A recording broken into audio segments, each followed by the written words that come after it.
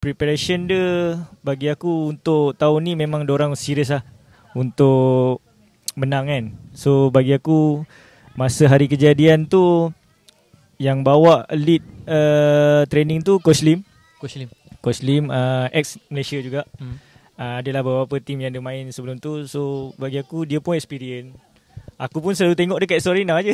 Kan kita selalu tengok dekat Sorena je. Macam aku tengok serius lah Dini kan. Bila komen half time semua kan. Macam takut juga kan. Sekali betul dia pula selection tu kan. Mula-mula takut lah. Rupanya dia okey sebenarnya masa training Tapi kalau kau buat silap, dia maki lah kan. Dia maki lah kalau macam passing pun tak betul kan. Dia serius kat kerja dia. Betul. Macam dia cakap, dia mention Sabtu hari tu, bila kau dia cakap macam ni lah. Aku explain dalam bahasa Melayu je lah. Macam ini office aku, so ikut rules aku. Macam, tapi luar padang okey je. Ada je boleh je lah gurau-gurau. Tapi bila time kerja lah.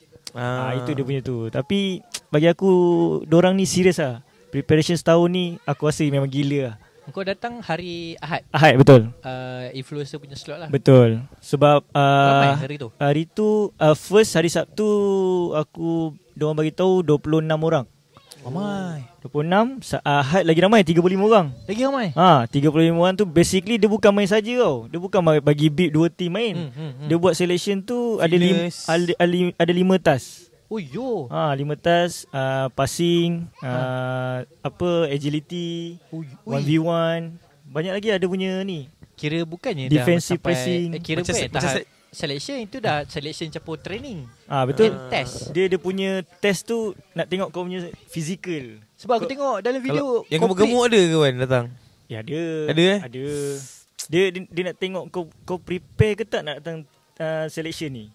Just bukannya untuk macam content. Memanglah untuk influencer content, tapi betul. Prepare ke tak kau untuk selection ni.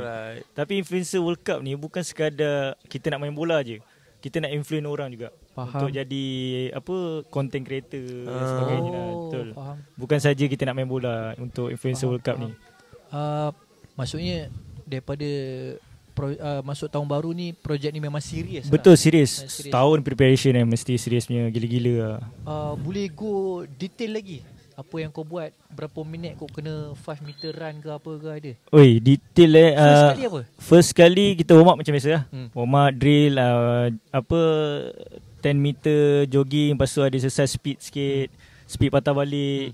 Lepas tu ball filling. Lepas tu pressing game. Lepas tu 1v1. Lepas tu counter attack. So itu 5 drill yang dia buat time tu lah.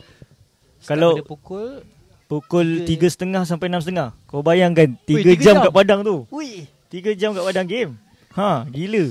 Ada 5 drill, 35 orang. Dalam slot influencer tu ada nama-nama yang terkenal yang awak kenal? Yang boleh mention? Ramai. Ubay ada. Ubay, Beto. Adik Pawi ada. Adik Pawi ada. Siapa lagi influencer Dakmin, Balau. Lagi siapa lagi ramai lah influencer yang lain-lain tu yang memang famous follower ni. Yang content creator lah.